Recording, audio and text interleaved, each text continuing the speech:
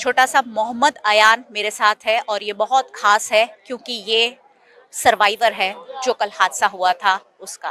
Boat पलट गई थी और न्यू सनराइज स्कूल के करीबन 24 बच्चे डूब गए थे, उसमें अयांश भी था।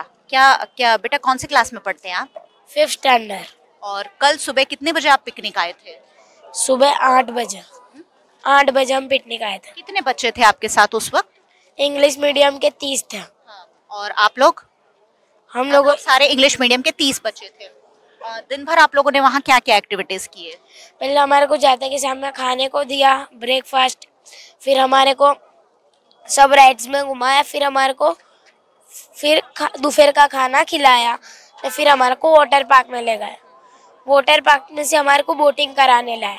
तो बोटिंग के पहले गुजराती मीडियम के 2 राउंड लग चुके थे, वो भी 30 ही बच्चे थे, उन्हों के 2 राउंड मारे।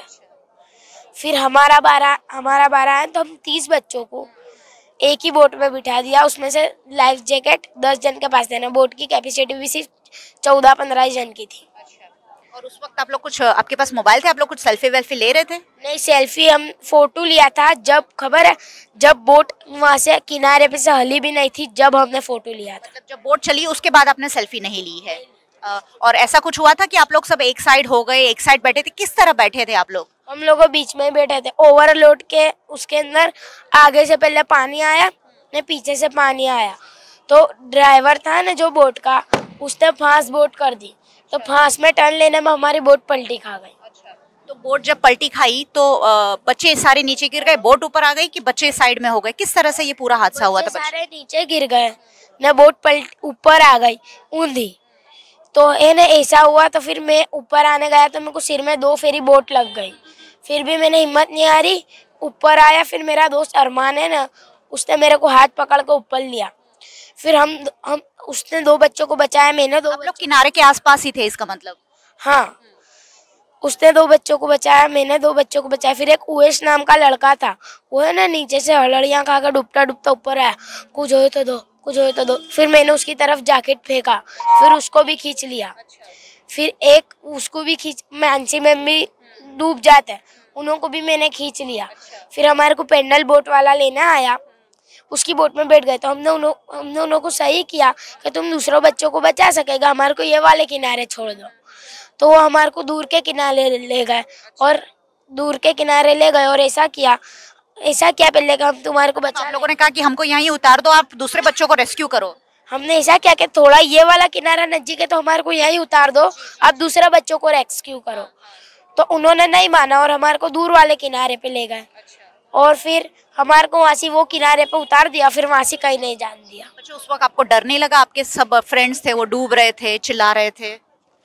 पानी में तो कोई की आवाज ही नहीं आ रही थी। पानी में आवाज नहीं आ रही थी, सब डूब गए थे अंदर? आ गए तो भी सब डूब गए थे, तो पानी में से कोई की आवाज थोड़ी बाहर आ रही थी। और जो टीचर थे उन्होंने बच्चों को बचाने की कुछ कोशिश की? नहीं, एक टीचर तो पहले ही हिपटा के मर गए। कोई भी टीचर ने बचाने की कोशिश नहीं की। खाली मानसी मैम को जब हमने बोट पे लिया तो मानसी मैम हमारे को दिलासा दे रहे हैं कि तुम घबराओ मत, मैं तुम्हारे साथ कुछ नहीं होगा। छोटा सा मोहम्मद अयान, और आप सोचिए, खुद डूब रहा था लेकिन खुद तो उसने अपने आप को बचाया, लेकिन अपने साथियों को भी बचाया, एक मैम को भी उन्होंने बचाया। और इस बच्चे के साथ बहुत सारी दुआएं हैं, वडोदरा शहर की दुआएं हैं इस बच्चे के साथ। ये बच्चा खूब आगे बढ़े और परिवार का नाम रोशन करे। बच्चे, बहुत बहुत शुभकामनाएं आपको। अच्छा, आपको तैरना आता है? अच्छा, मामा ने तैरना सिखाया था? हाँ। कितने साल के थे तब आपने तैरना सीखा था? 10 साल। 10 साल के? 10 साल। फिर से कभी पिकनिक जाने की बारी आएगी तो मन में डर लगेगा? जाऊंगा नहीं जाऊंगा।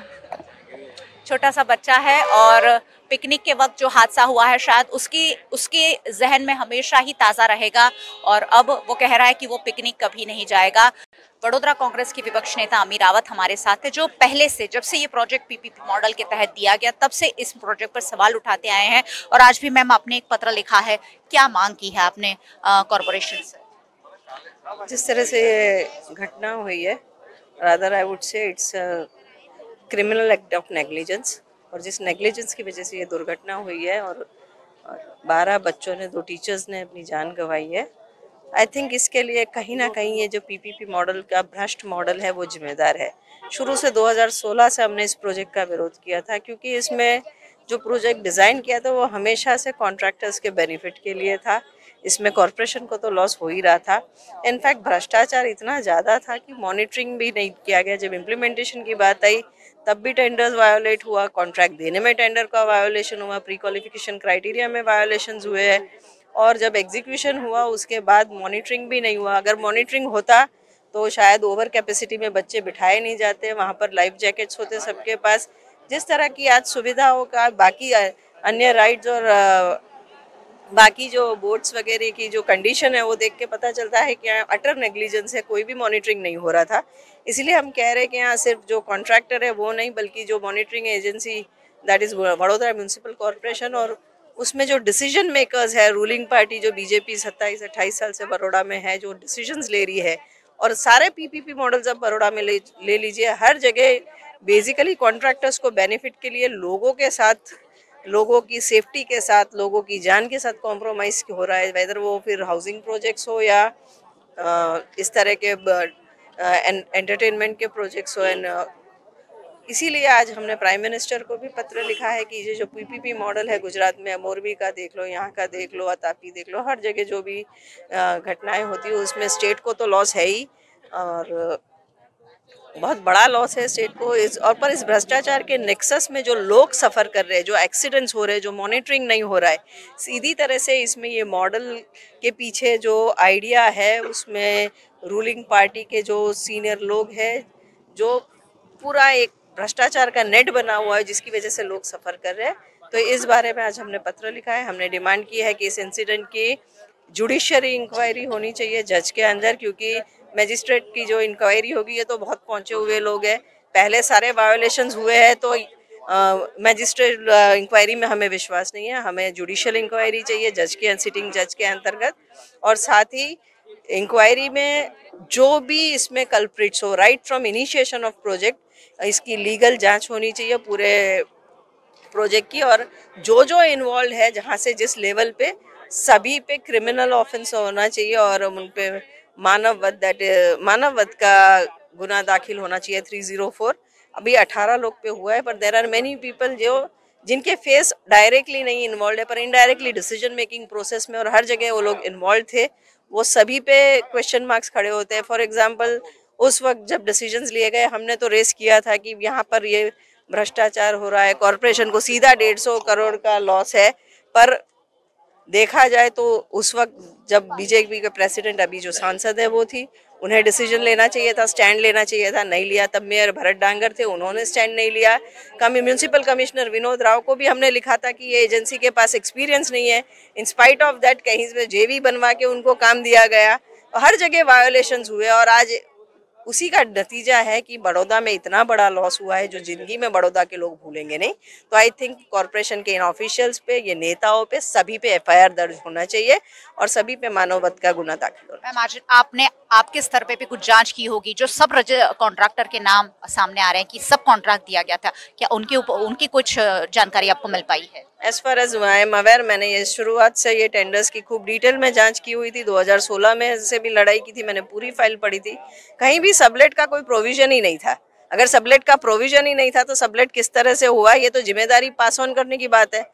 एक्चुअली अगर सबलेट अलाउ किया है तो ये और एक गुना है। अगर ये कॉर्पोरेशन इज अलाउड दिस तो ये टेंडर वायोलेशन है। अगर आप टेंडर और प्रोसीजर्स को एडियर करते हो तो ऑटोमेटिकली सारे जो लूप्स होल्स है सभी उस पे they are taken care of, और इस तरह के एक्सीडेंट्स नहीं होते। तो ये थी विपक्ष की नेता अमीर रावत, और सीधे सीधे टेंडर प्रक्रिया पर सवाल उठाए हैं, क्योंकि सब कॉन्ट्रैक्टर, ये जो बोटिंग का कॉन्ट्रैक्ट था वो सब कॉन्ट्रैक्टर को दे दिया गया था। ओरिजिनल कॉन्ट्रैक्ट कॉर्पोरेशन का किसी और के पास था, और उसके बाद सब कॉन्ट्रैक्टर को ये पूरी बोटिंग की जिम्मेदारी सौंप दी गई, और कहा जा रहा है कि उसके पास कोई एक्सपीरियंस नहीं था, और इसी का खामियाजा छोटे छोटे बच्चों को भुगतना पड़ रहा है। वडोदरा कॉर्पोरेशन को इसका जवाब देना होगा और जल्द से जल्द देना होगा।